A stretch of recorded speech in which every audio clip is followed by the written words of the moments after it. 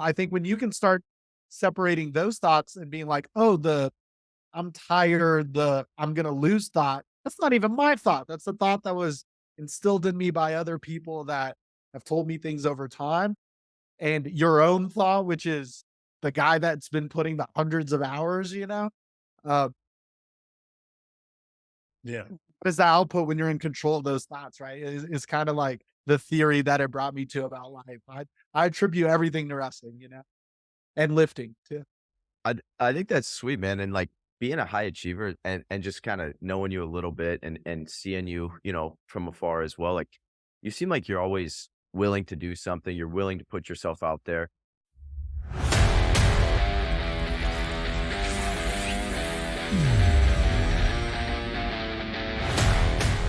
Welcome to Iron Summit, where we cover topics about health, fitness, and general performance through the eyes of former elite Division I wrestlers. Another episode of Iron Summit, we got Bruno Nicoletti. He's a Brazilian entrepreneur living in the United States. He is NCAA All-American in wrestling, Brazilian national team member, co-founder of Hummingbird, and just overall certified meathead. Way too many accomplishments to name on here. But yeah, Bruno, how you doing? I'm good, man. Thanks for having me, boys. Awesome. Yeah, absolutely. So I guess first things first, how'd you get into wrestling, man? I know you, I think it's super interesting. You wrestled in college, had a successful career, and then you also went back at it. And Yeah. as far as I can tell, you're training a lot still and kind of playing with the MMA world too. And yeah, how'd you Yeah. get started? So to be honest, dude, I actually started wrestling pretty late. I started in high school, so I was a freshman when I started wrestling. Up until that point, my entire goal, I had like hoop dreams, you know what I'm saying? Yeah. Oh, I'm gonna be in the NBA one day. And then turns out as a freshman, bro, I was 4'11", 85 pounds. And so I quickly realized I tried out for the football team, and I was always athletic. But they didn't let me play. And then the coaches were the same coaches for basketball. I was like, bro, I am never gonna, sniff a minute on the court. Even though I felt like I was pretty good, So I stepped into wrestling and uh, just quickly fell in love with it. I have a black belt in Taekwondo, so I kind of grew up doing Wow. martial arts and just fell in love with wrestling. Was always forcing around with my friends and stuff. Uh, and then kind of became the game of just getting better, like once you start the sport Yep. at every level, you're like the worst in the room and you're like, man, this practices suck, right? Like you just the shit kicked out of you and kind of the cream rise to the top situation. And I've always felt like wrestling for me was kind of like an underdog story until I accomplish, what I set out to accomplish. Um, my high school career didn't turn out the way I wanted, so I placed 5th as a junior at 106, and then my senior year, I'd been picking up the weights and whatnot. I wrestled 132, uh, and so I was thinking state championship. I think that's what we shoot for. And then I ended up going 0-2 at state, just like mental mental breakdown. And then found my home at Mesa at CMU. I actually had to walk on. Uh, and then, eventually earned my spot, qualified twice, became an All-American. And then I just got started with life, had a job. I was a financial advisor for 5 years, came up with this idea for this automated system to help financial advisors, and then started building a tech company, and then saw the opportunity to maybe make the world team, maybe make an Olympic, uh, an Olympic game, who knows? And so decided to get back into wrestling, man. But freestyle was never my jam.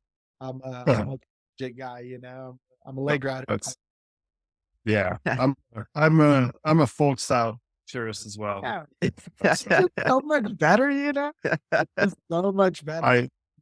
it's just what I don't feel I like it's spent the most time too doing for rushed. sure. Yeah, Yeah. yeah. Well, I don't know. This is maybe we can spend a moment here. Like I feel like folk style, and Ryan, I'd love to hear your opinion on it because you've done both at a really high level. But folk style there's so much more control. Like a takedown is a higher level of control in folk style than freestyle. a turn is certainly a higher level of control. Riding, having the top and bottom positions. So it's not that I feel like you don't have to, because obviously it's just different rules. But I feel like in folk style, with the level of control, there's less room for like quick changes and leads. And like the better wrestler wins more often in folk style, where in freestyle, there's sometimes these just weird results because it can change so quickly. What do you guys think? Go ahead, bro. Yeah, that's interesting. I think to start, I like all wrestling, Greco, freestyle, folk style, right? Yeah. Disclaimer. Let's But qualify with that. yeah, I agree with that statement. but I do think like the margin of like victory, it's much more obvious skill gaps in freestyle than folk style. Like you can beat a guy 6-0 and it's like a dominant win in folk style, where you'd probably tech that dude in freestyle. And then I also think there's nothing harder than like a college folk style wrestling season. So I think, I don't know, you got to be in better shape. There's more opportunities for you to lose. Like you need more skills, I think, in folk style, because this guy might stink on his feet, but if he can ride you out and turn you on top, he's still going to beat you. But I do think just pure like fan base and athleticism, freestyle probably brings in a bigger audience, not in the United States. I think, NCAA wrestling is the pinnacle for that in the United States. But yeah, I don't know. I think they both have their perks. It's tough, man. Like we created this big split, and I don't know. I don't know if we'll ever What do you one. think? What do you think, Bruno? Yeah, I don't think we'll. Yeah. And this is where I think it's unique, where like, in the US, we'd rather watch collegiate wrestling. How many people are actually, you guys might be the small percentage, but how many former wrestlers are like, they might watch Big Tens, but they're not logging in to watch like Jordan Burroughs first match at, Pan Am 70 kilos, right? Right. And to be honest, I think as far as like fame too, growing the sport, um, and maybe I'm not a great fan, but I could probably name like 2 people on the Greco team. Me personally, right? That's just me being candid. Whereas, I might be able to name more wrestlers on the Penn State roster just for, the stuff that we see on social and whatnot. But going back to it, like, I just think holistic wrestling, more skill sets, it's folk style, man. Like, when you just think of the idea, I think where wrestling evolves for a lot of people, especially in high school, right? A lot of people get used to the like, I shoot, I score, just because I'm so much better. Like, there's so much of a gap, right? So a lot of wrestlers are like used to teching people, like just getting a takedown and just freaking running it up, right? And then at certain levels, you realize that wrestling starts after you shoot and the person like denies it, and now you're like chain wrestling, and that's like true wrestling, like the scramble, And so I think with folk style, you're just able to chain wrestle longer, right? 15 seconds, that at least when I was wrestling, it's just not enough. I'm like just getting excited, got my takedown, and then the whistle blows. I'm like, dude, this guy, It's been decided. Folk style's better than freestyle. 2 out of 3. So. UFC, for MMA, like what's going to translate better, somebody for sure, folk style. hip toss people, or somebody just a higher level of control, catch wrestling, folk style, whatever you want to call it. I do think it translates better to MMA. But and Ryan, I agree. I think on a world level, there's more total spectators for freestyle, but the biggest wrestling tournament in the world from a spectator perspective is the Division I wrestling national tournament. And it's like not even close, even compared to like Olympics and stuff. There's more spectators in one spot watching wrestling for the Division I national championships than any other wrestling tournament. So but I will also I love wrestling. So even if it's Greco, it's better than if you're doing that, it's better than not wrestling at all. For sure. Beach wrestling, bro. I was about that. Yeah. That's sweet. Bad, beach wrestling is sweet. It's going to grow the sport. We should all come back for beach wrestling. Let's do it. I might have to be on a different team though. That's what sucks. They'll put a price on your head. You got to go. You got to go Brazilian, dude. So what do you? Obviously, you talked a little bit, I think, with you were smaller in high school, maybe grew a little bit later, but like obviously you lift weights a lot now. What's your current training look like? And just overall seem like you're always looking for, personal growth and whatnot. So what are some things you're doing and some things you've learned along, the last 10, 15 years of training and basically, I don't know, I'd call you a certified meathead. Yeah, like I don't have any, educational, like formal degree, but so the idea I was 4'11", 85 pounds in high school, like the worst time to be super small, right? Picked on, right? Never got girls, was like a little dude. I was like a little, and so I figured like, fuck it, I'm gonna be short. It looks like, I might as well get jacked. And I think I've always been jacked, like as a kid, I just thought it was cool when people were jacked. I'm like, that dude knows what's up. And so I just picked it up, man. And to be honest, I just started going. In the beginning, my wrestling coach, we would always do like P90X together. You know, but then I just became like addicted to. At the time was like an egotistical view of the world, right? Because people just judge you based on your appearance. That's high school and middle school and shit, right? So like we're kids, our brains aren't developed. But at the time, right, like everything you're trying to do is change your outer to appease everyone else, right? So started lifting, started seeing gains, started like other people started treating me differently. Meanwhile, I'm getting better at wrestling. So I went from like being at 4'11", 85 pounds to, I was prom king and won by over like 3,000 votes by the time I was a senior, like Mr. Cool, right? Like, uh, and I thought it was interesting that it was literally just a physical change, right? Like my body changed. I was the same person, but people treated me differently.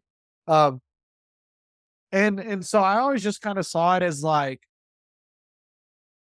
it shows you a lot about who I am, just my physique, because it's taken a long time to build it. But I started lifting in like sophomore year that summer, and from there, man, I haven't missed over a week since then. It's probably been like 14 years, Right now I'm doing two-a-days. I'm like 24 days deep into two-a-days. Uh, but to be honest, just getting started and going, I think people might want to make everything too perfect before they start. Like, what plan? Let me get the diet right. Like, to be honest, the diet doesn't fucking matter as long as you're going, you know? Yeah. If you're trying to like lean up, then I guess it would. But if you're trying to see gains, bro, go in there and then leave and eat 10 McDonald's cheeseburgers and you're gonna get jacked, bro, as long as you're busting your butt. So I became obsessed with this, like, the gym is one of the only places where you can input and get output. Like even wrestling, I can put in all my time. Doesn't mean I'm gonna show up and perform. Um, but getting jacked and freaking super freaking beefy, you can control that at all times. Yeah. Um, Brian and I talked about it on our last podcast with Pat Brucky. Like you can tell something about someone when they're jacked. You can tell they have some level of discipline, some level of uh, ability to work hard. And I think it is a funny point that you made that like people treat you a little differently when you're built. Like yeah. it's definitely a real thing. Brian wouldn't know, but you and I'm just kidding. But it's a real thing. I had a similar, I went from, I wasn't 4'11", 85, but I was like a string bean. I was like 5'10", 145 to like a built 189, 200 pounds as a senior. I remember, And bro, you were freaking huge. yeah, totally different. Like I was way cooler at, I was like, they make 200 people this pounds. big in high school. What the heck? You know? I was way cooler then than I was as a freshman. I'll tell you that much. And I didn't change at all. I just like lifting weights. You know Yeah. what though? I think that's such a cool point. And like, Bruno, I was kind of the same way where I was 99 pounds going into high school. Like I was tiny. And I think part of it is like what you're saying is people treat you different. But I think part of it too is like through going through that process, you're kind of gaining confidence in yourself, which Yeah. means you're probably projecting out like a more confident, likable person too. So it's like, how much of that is like the mental shift that you got from lifting that gave you more confidence more to be that kind of person versus like people just actually treating you purely based on physical stuff? Yeah, dude, that's actually a super unique way to like even put it. To be honest, man, I was more confused, you know, because everybody that I was friends with, I was like their favorite person, like we were like I've always, maybe it's because I moved here from Brazil and for a long time like didn't speak English at all, right? Like, um, maybe it's like body language, maybe I don't know what it is, right? But I've always been able to like make friends, and it was just weird that I would like get bullied by these kids, right? But then these kids were also my friends, like on a one-on-one kind of thing. Um, so I was just more confused because I was like, man, it shouldn't even be about like anything, right? Like you guys like me, what's going on, kind of thing. So when I saw like the people come around, it was more like reassurance of myself. I think in a way I've always been like probably overly confident in my like ability to do something. Um, but yeah, it was more like reassurance. And um maybe for a long time, like maybe through college, I feel like I probably went the opposite way. Because I felt like, hey, now people like me, but I'm the same person. Kind of like, fuck you guys, I'm gonna be an asshole then. And Yeah. and I also noticed that it didn't matter if I was nice or an asshole, like people still gravitated towards it. And so it almost like, bro, it just awakened to me like just thinking, like how we think. Because like if all of a sudden I'm the same person but I look differently, the path is different, you know? Um And so beyond all of this, like really lifting, bro, it opened my mind to what I was doing for like my own ego to appease other people, like of the flesh, things that are of the flesh. And then what I was actually like doing for myself. What were my actual thoughts, you know? Because I spent so much time trying to conform for other people. And I'm like, whoa, that's not right. So what do I want? Like, what is my idea? What do I think about myself? Um, and I think once you can control like your ability to think and what is your own actual voice, you'd be surprised what you can accomplish. Bringing it back to wrestling, every match I lost, one moment in the match, I was like, fuck, I'm about to lose this, right? Like I could have been up by 3, 4 points. And I'm like, bro, he's going to come back and I'm going to lose. I thought that for a split second. I know it's weird, but I like, he's going to come back. I'm going to lose shit. And it manifested that way. And so I think when you can start separating those thoughts and being like, oh, the I'm tired, the I'm gonna lose thought, that's not even my thought. That's the thought that was instilled in me by other people that have told me things over time. And your own thought, which is the guy that's been putting the hundreds of hours, uh, Yeah. what is the output when you're in control of those thoughts, right? Is kind of like the theory that it brought me to about life. I attribute everything to wrestling, and lifting too. I think that's sweet, man. And like being a high achiever and just kind of knowing you a little bit and seeing you, from afar as well. Like you seem like you're always willing to do something. You're willing to put yourself out there. Do you think that came naturally to you, or is that part of like you had to do that moving here, not being able to speak the language for a long time? Like you had to just kind of have the confidence to go out there and do stuff and try stuff. And then that's probably like that bold ability has made you successful in business, in your personal life, in like, do you think you came about that naturally, or you had to learn that through moving here? Yeah, dude. I think the boldness kind of came from hmm, that's a good question, bro. To be honest, it's me calling my shot essentially and saying, hey, like this is something I'm gonna do, you know? Yep. Um, and it happening, right? Like me taking the leap of faith and then it happening. And I'm like, I just got more and more confident on my abilities to understand where I'm at and like the decisions I'm about to make. But I also have this problem that like it's not a problem, but I'm very accountable to like other people. So the moment like for example, the first time I went to Brazil, it was like, okay, well, now I have to make the world team because I already told everybody and I got Archie involved. And I'm like training with Gaethje. I can't just show up and like not have made the world team, and then it's like now I'm using the ego side to help me kind of like build, right? So it's like, man, Yeah. I already told my boys I'm doing it. I would be embarrassed to show up to a room of people that said, "Hey, I'm gonna do something," and I didn't even take step 1 or 2, Uh, yeah, I just like to be about what I say, and if I'm not about it, then I'm not about it. That's fine. I'm willing to say that. But the moment I put it out there, I'm also shooting for the top, or else I wouldn't be wasting my time on it. Like, even if it's a new venture or something or a new idea and it's gonna take hundreds of hours, like if I put it out there, that's something I'm interested in. But a lot of times, like, all of a sudden you lose interest. So when life got busy, I dropped my podcast, but I don't blame myself for it. It just also shows like where I'm at in my life. If it wasn't a priority at the time, that's okay. Because I'm kind of like trusting myself to make the decision, the man that I've built over the years. Yeah. Yeah.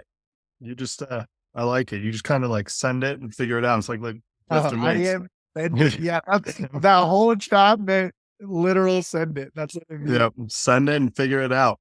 You Yeah, got to bro. You take the can first build it step. on the way down. Yep. So how did that turn into, Hummingbird and starting your own business? Like you started with financial advisors, like background, doing that stuff. And then going from that to like CEO of a company is like a huge step. Take us through that and how that like came about. So I actually was introduced to so I was introduced to Northwestern Mutual. That's where I was a financial advisor through Nick Swanson. You guys probably know him. Wrestled at like Oh, we race like a 3 time something. But he wrestled with me at Mesa and was my boy. He worked at Northwestern. He got me the internship and essentially I just kind of like again happenstance. I was trying to just get some credits, but over the summer, but I ended up doing it and ended up um, doing pretty well at it. And the idea of becoming a financial advisor sounded really cool after college. And so I did the internship and I was always a hard worker. They basically outlined it for me. Hey, you do this much activity. These are the results. It reminded me of working out, right? Like, perfect. Thank you. Do this activity, right? Um, and then I just like to gamify stuff. I like to like track data on shit and try to figure out like, okay, how how many reps do I have to do to get it perfect or something, right? Until it's perfect, and then how many perfect reps can I do? Kind of like wrestling, right? And so I became a financial advisor and an advisor through the internship. And while you're an intern, you're kind of building your practice. Um, except I didn't have like a warm network, right? Ideally, as a financial advisor, you need to know people with money. And everybody I knew, again, I was popular, but everybody I knew was like headbutting cabinets and doing keg stands. Right? You guys know the type, right? So uh, that's exactly everyone I knew. So I figured I'd start using LinkedIn. And so I just spent a lot of time on LinkedIn prospecting. And I built essentially like a little manual process. And it started working, bro. I was a Mike Gish winner for Northwestern Mutual. So I was a top 10 intern. And then I went full time, started building my financial services practice. And I went to Forbes 30 under 30 in like 2018. Met this dude, Mo, got his contact info. We hit it off. We're hanging out in Detroit. And then I was like, man, I got this process. Could you turn it into something for me? Like a system, could I automate this? Um, and he was like, "Yeah, sure." So he gave me this like rinky dink bot.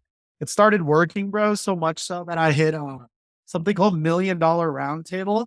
It's for the top 2% of financial advisors in the world. So I hit that twice. And I was something called like core to the table.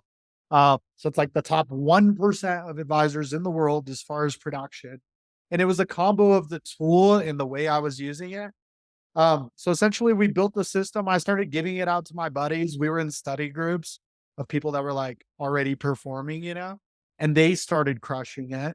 And so then I showed the tool to like Northwestern. I was like, yo, let's take over the world. I built something sick. And I wasn't so familiar with like compliance and how things mm, work. And they were like, this is great, but you can't use it until it's approved. That takes 2 years. Like we got to go through these channels. We're right. gonna make you're not using it. And then honestly, bro, I showed it to my managing director and just decided to make the jump, bro. I already had like 40 people using the system. So I partnered up with a friend of mine, Matt Carpenter. He had been the boss of a couple of my friends along the years. He was like an older guy that I always looked up to. And we started building Hummingbird. But since then, we've kind of had like a Facebook Meta situation because we're actually a tech company now. So we build a ton of systems. Hummingbird just took off. Uh, and so now we've changed our name to Charm as like the tech company. But Hummingbird is our biggest, highest performing tool. We work with over 2,000 financial advisors across the US, and they're booking 12 to 15 meetings a month using our system on LinkedIn. They average about 8 new clients a year. And for the average financial advisor, that's an extra, That's huge. grand a year. Yeah. For the average, some of those guys, we've had a couple of guys make a couple $1,000,000 off of some of the connections that we've gotten. But and I have over 20 million data points. We were talking data points on this type of prospecting.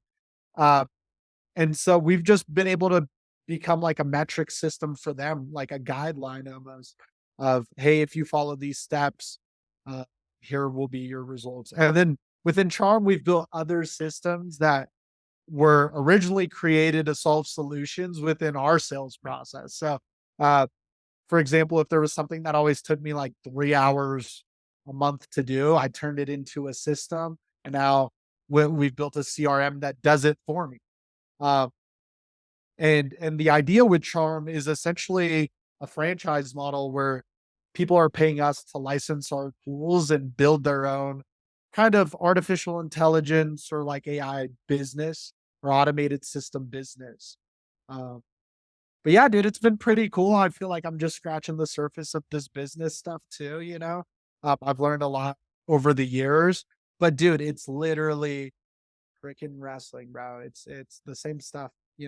It's like Yeah. if what it takes to perform, like what wrestling requires of you is exactly what anything requires of you to be successful. It's like repetition, it's intentional time, it is chain wrestling, it's learning how to scramble, right? It's kind of all of that baked into one. It's like I'm working on this like theory about life kind of thing, because everything has similarities. It's crazy. Yeah. That's awesome. So I want to go back to Hummingbird. So if I'm a financial advisor and I subscribe to Hummingbird, I pay the annual subscription. What exactly is it doing? Is it helping me? It's through a system-based process through a bot on LinkedIn that's helping me Kind do of. outreach. Yeah, yeah. So are you familiar with Sales Navigator? Have you ever heard of that Yeah. before? So Sales Navigator, and it would even work for the podcast, to be honest, because like we could find every wrestler that is a business owner and like target them. That would probably be a good idea. Because also when you start rubbing elbows with people that run businesses, it's like you never know what pops up. But essentially on Sales Navigator, what it is, it's like as if LinkedIn turned uh the entire platform into like a database, right? Where you can reverse engineer your ideal prospect. And I mean, I could even kind of show it to you if you guys are like interested in seeing something like that. But essentially on Sales Navigator, you can build a list of people using a ton of filters. And uh we just know what filters to use in order to get them in front of their ideal prospect. So if an advisor signs up with Hummingbird, uh, we would help them build that list on Sales Navigator. Hummingbird then connects to their LinkedIn, and the software would go in and start connecting with those people and literally talking to them until they reply. So for financial advisors, we set up, it's like a virtual dial, kind of like, Yeah. hey, Max, thanks for connecting. The reason I'm reaching out, I run a financial planning practice in Colorado, and my team specializes in working with business owners. I prefer if they all had cauliflower ear. Would you have some time next? Right. So something like that. So the software will connect and start chatting with them. Once they reply, the financial advisor takes over and he either overcomes an objection or books a meeting on the calendar. But on average, we book 12 to 15 meetings a month for an advisor. And, based on the training I was given at Northwestern, which is probably the best in the world for any, even sales, I would say, but Yep. they're a $400 billion company, right? So they know what they're doing. Um, But based on that training, you're supposed to book 15 new meetings a week. So in a way, the software can give you an extra week for the like top producers like us who would probably be like, whoa, I could fit 5 weeks in 4 weeks. That's insane. Or even for the advisor that's like, I hate prospecting. I just want to do 3 weeks of it. It can supplement that. But also, dude, a big issue that like advisors run into or any salespeople, anytime they get referrals, it's always lateral. You're comfortable probably like introducing me to Ryan, but maybe not somebody rich, right? Like you'll introduce the same level Hey, man. because you'll come. I just, Well, when I say rich, I mean like I'm just kidding. I got you. I hundreds of got you. millions. I got you. I know. I'm Easy. let them know. But my bad. But you got like someone to your level. And when I say rich, I mean like who you deem rich, right? Like Right. rich person, you probably wouldn't introduce your advisor because you're like, oh, I'm 30. He only manages 30-year-olds. And so what's cool with LinkedIn is everybody is on there, 900 million people. I can pull anybody up. And so if you can Right. create the copy or if you can phrase it in the right way, you'd be surprised who would like book a meeting with you if you reached out. And No, yeah, that's that's kind of the theory on it, and it's been that's working. awesome. Yeah, you found a pain point, you created a solution, and it seems to really be working and providing a lot of value.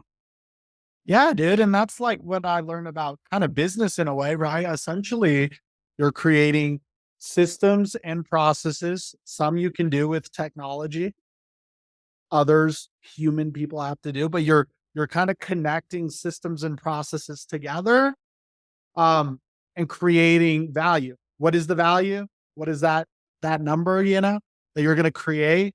And then you could essentially sell that to someone for a lower number and they would be happy. It's just kind of cool to like see it in a simple way like that. Like anything How can did, be a business. dude, this is awesome. So how did you come up with, so you came up with this idea, but how do you Yeah. physically go from like quit my job, burn the ships, jump Oh, into this and like yeah. build this team? Because you're going from awesome idea, you know how to do it, to Yeah. I need somebody with a tech background to like actually build this software. How big do you create a team? How do you like know what you don't know there? And Yeah. then actually launch? And how long did it take you to launch all that? Bro, that's actually a good question. This is pretty crazy. So again, I had built like a beta version of it. And we were already using it, me and other advisors. So I knew it would work, you know, um, because it worked for me. And a reoccurring model just sounds way better. Like imagine I plug you in at 5K a year, you're happy, you've made 15K, you're gonna keep that thing. Um, and I catch 5K a year forever. So that just sounded super exciting to me. I knew it would work, but more so I wasn't allowed to use it anymore once I showed it to them. Uh, because again, compliance, right? So essentially, like FINRA and the SEC, they've set out rules in the ways that advisors can engage with clients and prospects because it's all like investment shit, right? So you can't lie, you can't say things a certain way, you can't Yeah. communicate in a certain way. But at the time, it was too early for people to adopt it. But I knew people would come around because essentially all we were doing, if an advisor did what I did, spent a year testing stuff. They would come to something similar that I had built, right? Like the same messaging. The only difference is it would take them 3 hours a day to actually push out the messages and engage with those people. So all this is doing is saving advisors time. Um, but essentially they told me like, hey, you can't use it. Well, it's like, dude, what do you mean? I'm the number 2 under 5 advisor in all of Northwestern Mutual, you know? And this is the only way I do it. What do you mean? Um, and also my reoccurring was, I had 40 people on it. So I already had like a little bit of money that and a proof of concept. And so to be honest, when they told me I couldn't use it, I quit the next day, bro. I Wow. came in and quit. That's I thought awesome. it, Love and that. I actually like prayed, and I was in the shower. I just felt like this beam of light in this voice, bro, like you're gonna quit today. And literally I quit and I spent the whole day still in my office. and just called Matt over and we started planning everything. Um, it was never supposed to be Hummingbird. We had like this other idea of Hummingbird, uh, which was just the LinkedIn automation with like uh, targeting mortgage lenders and helping them build a brand on like Instagram and LinkedIn. On the LinkedIn side, we would uh, plug in the automation. On the Instagram side, we would like record podcasts and turn it into videos for them. We actually sold one account to a company called Spire Financial. One pitch, bro. We did one pitch with that thing, and we closed like freaking big number, bro. Like they called us like 8 months later, but we did one pitch. I was like, I don't like this. Let's just run up the advisors in the meantime. Because Matt hadn't quit yet. I was like, I had like the money I had, you know what I'm saying? Yeah. And so I just did what I did with Northwestern, which is just get gritty, bro. So I quit November 22nd. And bro, in December, me and Matt together took over 1,000 Zoom calls. And in the first month, we onboarded 136 advisors. Uh, and that kind of like set us off. We were doing it at the time, it was 450 a month. So within a month, we had 136 people throwing us 450 a month. And I was just like, that was, I believe in myself, like, reassurance to the max. It was the same feeling, when all of a sudden you're Jack now and you're like, oh, bro, little Bruno for putting in the work. Dude, that is awesome. That's such a cool story, man. Like I just mean, just figuring that out and going for it and quitting your job the next day is, yeah. dude, that is sweet. I can't believe, um, I don't know. That's Yeah. amazing you're able to do that. It was That's such a, scary, bro. It was scary, but I had no other option. Like I didn't know anyone with money. My parents have always been poor, bro. They only knew poor people. And unfortunately, the way the financial services commission system is set up, like you need more capital, right? The more capital people invest or Yep.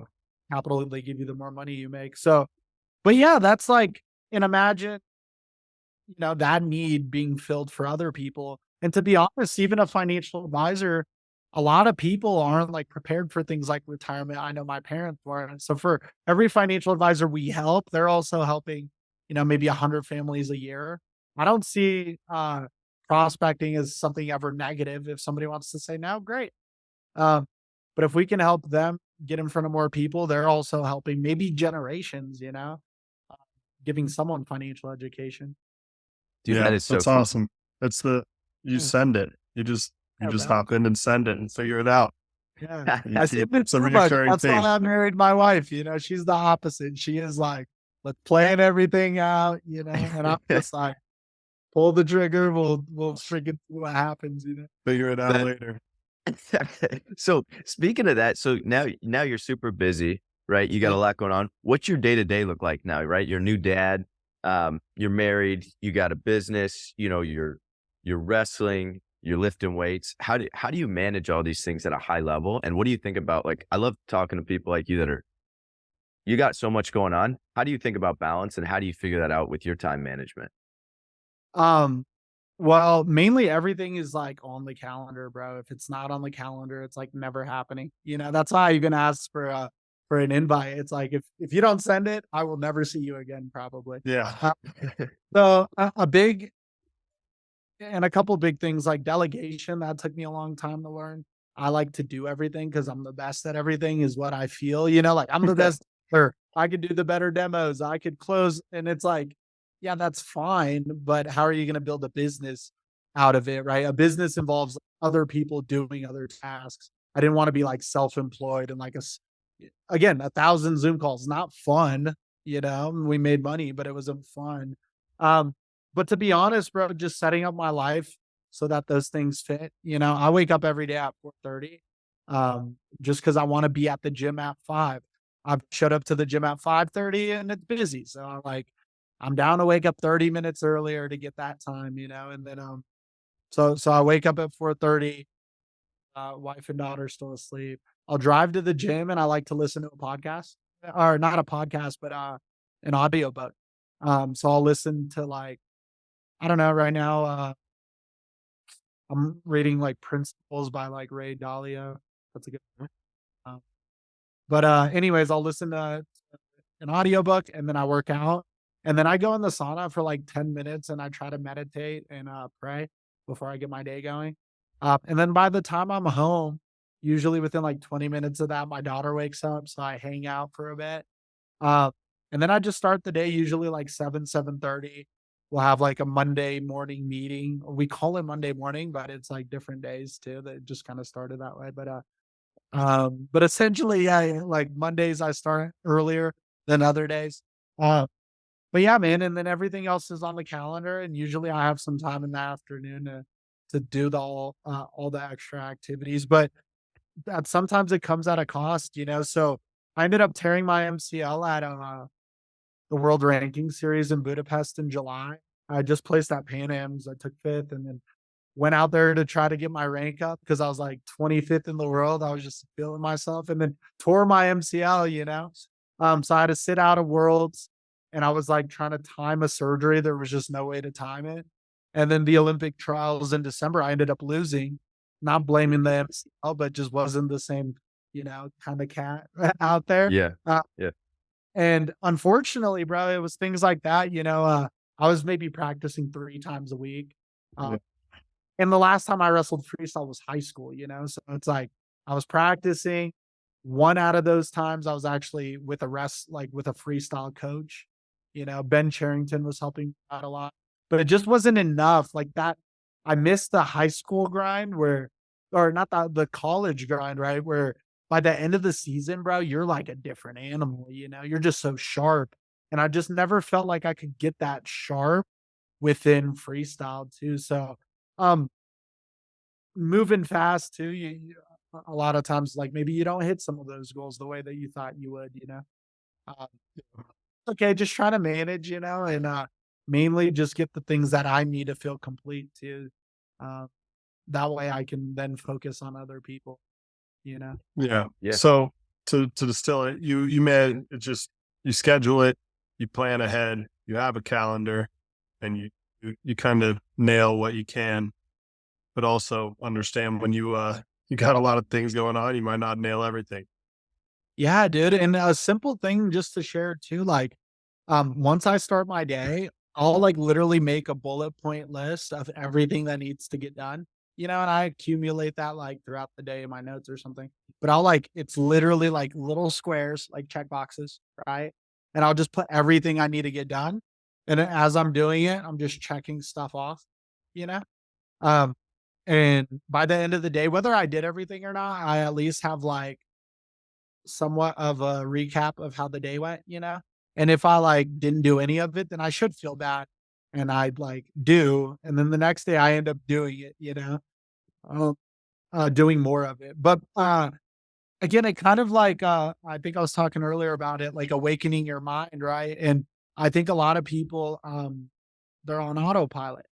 They go from thought to thought without much reason behind it, intentionality. They like go to TikTok, out of TikTok, into Instagram. Like I know we've all got caught in those cycles just fucking around. And my bad, didn't mean to cuss, but You're good.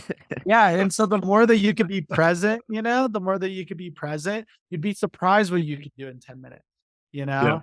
If you're like literally like, I'm gonna do these things and you like lock in. Um, but the ability to lock in comes from like that meditation, from consistently denying that voice in my head that says, don't wake up at 4:30. The more I can consistently do that, the more when it pops up and I need to do something important and it's like, no, go play video games. Uh, the more I can like will myself into getting it done. You're training your mental muscles, like, Yeah. you're training your willpower. So you speak a lot about, like, meditation and, like, God and spiritual stuff, like, how does that play a role in like, you talk about, kinda setting your intentions for the day in a sauna and stuff. Has that always been in your life, or how does that, how do you think about that? Because I think spiritual practices are such a huge part of life too, and would love to kinda hear your thoughts on how you got started with that and what you currently do. Yeah, dude. I honestly like I found meditation before I found like Jesus, I would say. I was probably not that I like didn't believe in God. I just felt like, I was in college doing college stuff. And it just felt weird to me that like to go to church on Sunday after I just like, was just out sinning basically, Yeah. right? Like Yeah. with the boys, sinning with the boys. Literally that in a way, like that's what it was, and I just felt like I felt that almost like hypocrisy a little bit. And that's okay. But I never liked the idea of like going somewhere and them telling me what it meant. Cause sometimes I'd be like, that's not what it means at all. That's a weird perspective on it, you know? Um, so for a long time, my family was never religious my dad is and my mom a little bit, but when we moved here from Brazil, church was like drama and stuff. So I never grew up in it.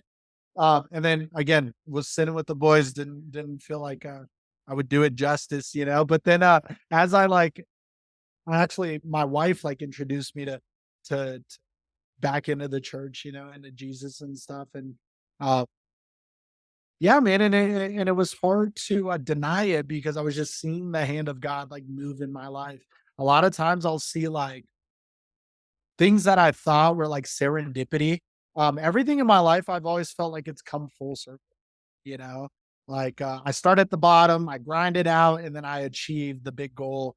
And then I start at the bottom again, and no, and I like climb a bit, right? Like every life has gone through that phase for me, and I like prove myself right, right? Like 4'11" to jacked, like no girls to like super, right? Like whatever.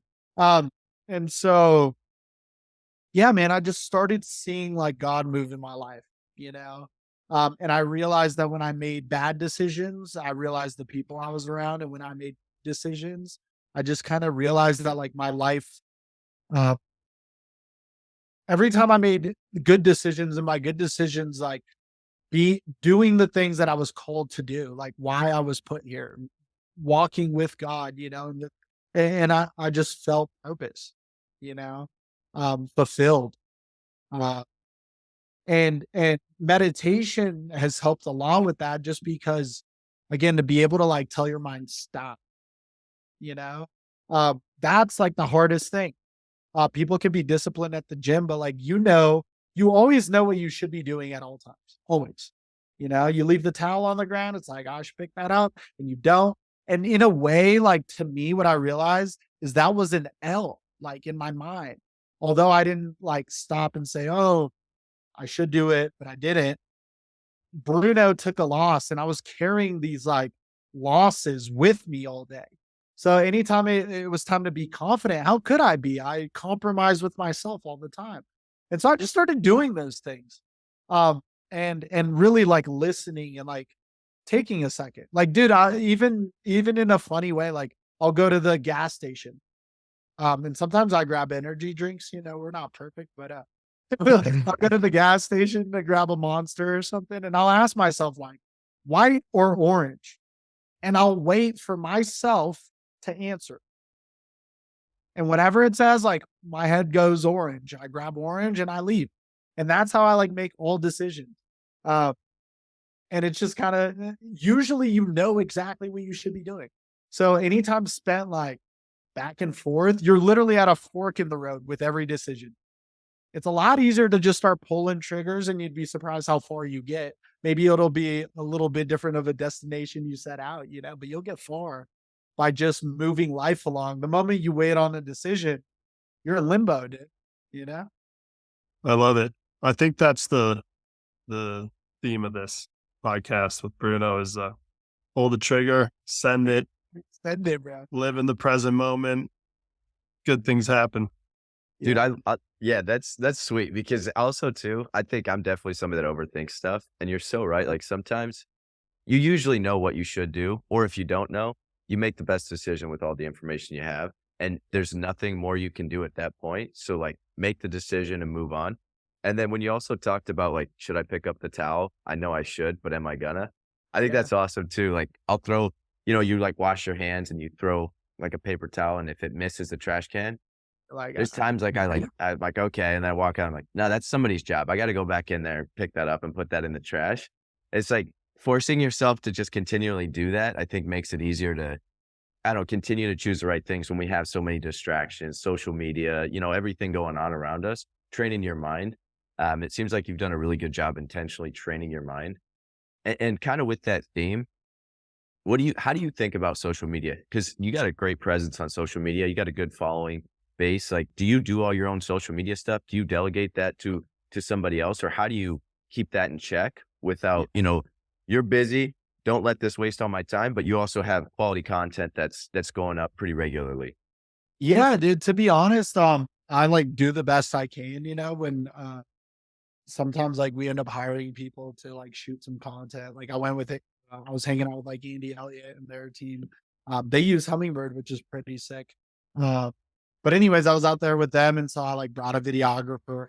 Anytime, like if I'm gonna create the content, I'm a little bit like, but perfectionist in a way. So it's like I went out there, I got a fucking Ferrari, right? We're doing it up. If we're gonna do it, we're do it big, if we're gonna hire someone, like let me get the Yeah. car, like, let me dress nice, let me pull up.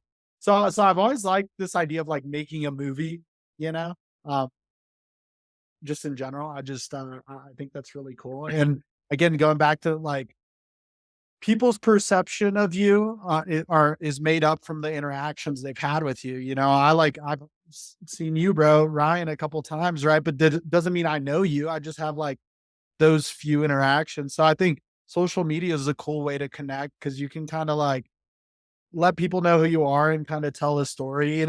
I should be more active on it. I've never really tried to like monetize it or anything like that. Um, but it's cool to like meet people that have like seen my stuff and things like that, and are willing to even like stop and be like, yo, bro, I follow you on Instagram. Like, even if it's like you're That's Jack, cool. I'm like, thanks, man. That made my day, Yeah. and knowing that there are people out there with similar stories, and if sometimes a post is like, oh, go be great today. Like, bro, that hypes me up all the time. I'm like, I should go be great. So I try not to take it too seriously. I just try to live, and if I get high quality pictures, throw them up there. Yeah. That's awesome. So one last thing before we wrap up here. How has being a dad changed your life? I guess I just think that's such a cool venture you've gone down with kind of this busy time of your life. Like, how has that changed your life? Any tips on that? And yeah. Yeah, dude. Man, it's everything. It's literally oh, bro, it's such a like an oxymoron of just life in general. Like everything is uh it's it's indescribable. Like I'll come upstairs, right? Maybe I'm stressed out and she's just like, trying to balance on the table, like falling over, being cute, like uh and bro, nothing else matters. So I realized that by when she was born that like again, like this is what matters, me and my family. And so a lot of times even like pulling the trigger or sending it, it's like, bro, as long as they're okay, we'll be good. And so like I think it added that layer of decision making, like, right, are they gonna be okay? And I'm no longer thinking for myself. Uh I was thinking for me and my wife, but it's a little bit different now. And that's in Yeah. a way freeing because now like uh yeah, like now nothing else matters other than my family and being around them. So the rest is like house money. Let's do it. Let's take over the Yeah. world. I love In that. every vertical. But one thing I did want to share with you guys before I jumped off, just because if I don't mention it, I'll regret it. But the book, The Alchemist, that's my favorite book in the world. Oh, I I read love it it. twice a year. Uh, and if somebody hasn't read it, they should read it. And every single time you read it and you've gone through, like, Ryan, if you read it freshman year of college and then senior year, bro, different book, you know? Last year, this year, different book. And you start, as you kind of start unlocking some of that mental training, right? The book means different things in different perspectives. But essentially, what it teaches Santiago is how to make decisions in the moment and trust that like God is with you in the decisions you make and you can hear him if you just ask, right? So even in the book they mention like Urim and Sumim and it's like two rocks and you just ask a question and you literally just grab a rock and just do that. Um I didn't see it as a rock thing, but I saw it as like ask myself and I'm like waiting for the voice of God. I'm not trying to do and it's usually not the easy thing, you know. God put you here to be big, bro. He has a plan for you, but in order to do that, we have free will and we need to make the right decisions, you know. And so the more you make the right decisions, the more you'll become who you were meant to be. And all of those decisions are in a way difficult, right? Because they're inconvenient. It's probably the last thing you want to do, every single one of them. And we all sin, right? We all don't make the right decisions. I would consider that a sin. It's not like a bad sin, but sinful in a way, right? When you know the right path and you're not taking it. Um, so we're not perfect. But if you stop at every decision, you'd be surprised if you continue to take the right ones where you end up, you know? Love Yeah. You should read it. It Yep. awoke me, you know? Yeah. 100%. We gotta add that, and like you said, I like coming back to it, reading it, getting different stuff. So put it on the book list for sure. Appreciate it, man. We really appreciate you. I think you're so genuinely yourself. You've done a lot of cool things, so we really appreciate you coming on. And yeah, everybody pull the trigger. Yeah, dude. Let me Thank you, know.